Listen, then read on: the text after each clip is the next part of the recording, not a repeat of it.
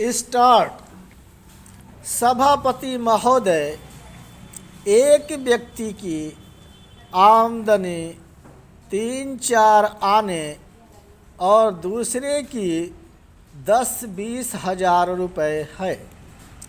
अगर वित्त मंत्री महोदय इस विषमता को दूर नहीं करेंगे तो समाजवाद का नारा बिल्कुल कोरा और कागजी सिद्ध होगा। इस देश में 8-10 करोड़ हरिजनों का एक ऐसा वर्ग है जिसकी आर्थिक स्थिति बहुत गिरी हुई है। इस बजट में उनकी उन्नति और कल्याण की योजनाओं का समावेश होना चाहिए। वित्त मंत्री ने 1500 करोड़ रुपए के जो कर लगाए हैं उनसे देश के आम आदमियों की हालत खराब हो गई है। मुझे इस बात की बड़ी प्रसन्नता है कि योजना के अंतर्गत देश में विकास कार्य हो रहा है और अब हम इस दिशा में जो कुछ कर पाए हैं वह प्रशंसनीय है। लेकिन मुझे दुख के साथ कहना पड़ रहा है कि जहां कृषि के क्षेत्र में उत्पादन बढ़ रहा है, उद्योग के क्षेत्र में उत्पादन बढ़ रहा है, देश की संपत्ति बढ़ रही है, हर आदमी की औसत आय भी बढ़ रही है, फिर भी हमारे यहाँ की पुरानी गरीबी बिल्कुल नहीं हटी है।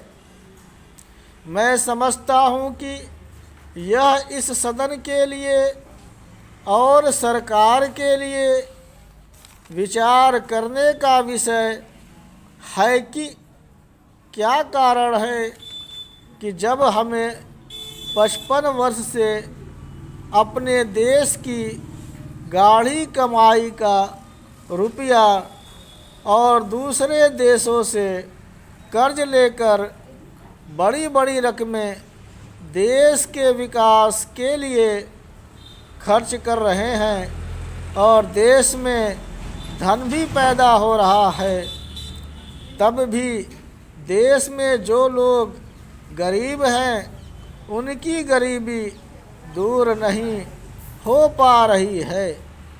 क्या यह आश्चर्य की बात नहीं है?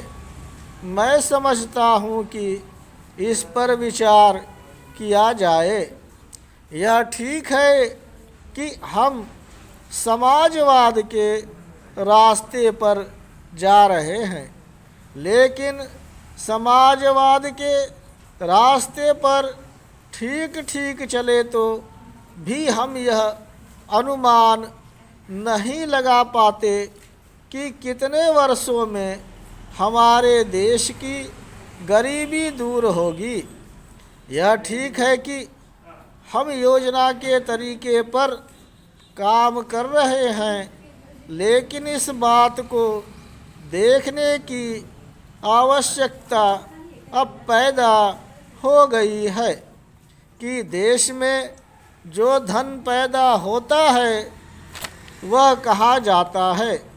इतनी प्रगति होने पर भी हम देखते हैं कि गरीबी दूर नहीं हो पा रही है। गरीबों को खाने के लिए अन्न नहीं मिलता, पहनने के लिए कपड़ा नहीं मिलता। इसका क्या कारण है? यह गंभीरतापूर्वक सोचने की बात है। यह समस्या समाजवाद का प्रस्ताव पास करने से ही हल नहीं होगी।